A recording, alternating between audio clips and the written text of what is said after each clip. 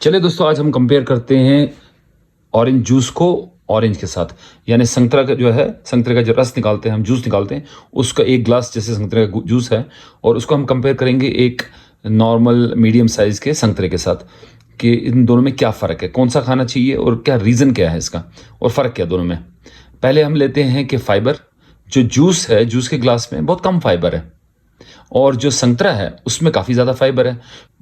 Fibre से ये होता है कि ये शुगर जो है ये बाउंड रहता है, और उससे शुगर का रिलीज जो है बॉडी में वो स्लो होता है। तो इसलिए फाइबर का ये फ़ायदा, और फाइबर का ये भी फ़ायदा है कि फाइबर से कब्ज़ टूटता है। दूसरा जो फ़र्क है इन दोनों में वो ये है कि अगर आपने जूस पिया है तो आपको पेट जो है वो जल्दी खाली हो जाएगा।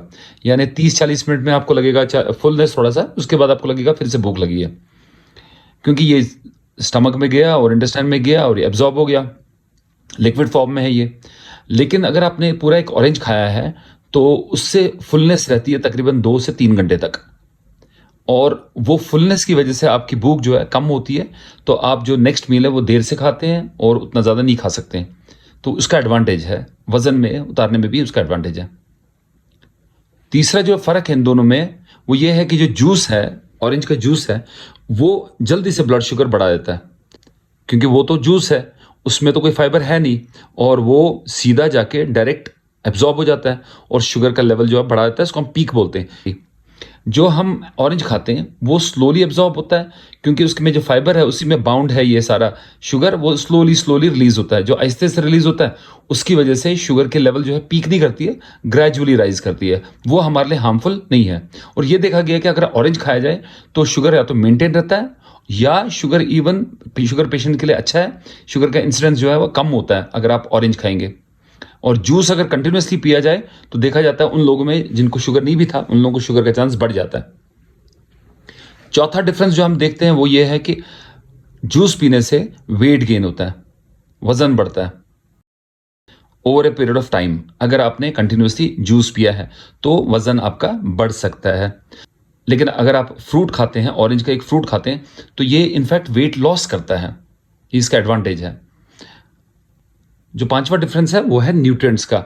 जो इसमें बहुत सारे न्यूट्रिएंट्स हैं वो लॉस्ट हो जाते हैं, यानी वो खो जाते हैं जब हम इसको प्रोसेस करते हैं, या इसको जूस को स्टोर करते हैं, या जूस में प्रिजर्वेटिव डालते हैं।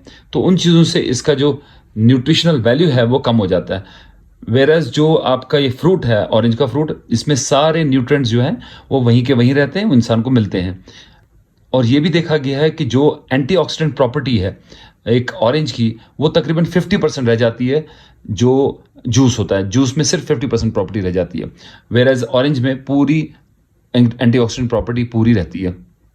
तो जब भी आपको एक मौका मिले ऑरेंज और ऑरेंज जूस के बीच में, तो हमेशा ऑरेंज फ्रूट को प्रेफर कीजिए और जूस को अवॉइड कीजिए, ऑरेंज जूस को अवॉइड कीजिए। इनफैक्ट सारे जूसेस को अवॉइड करना चाहिए, और होल फ्रूट जो है वो खाना चाहिए।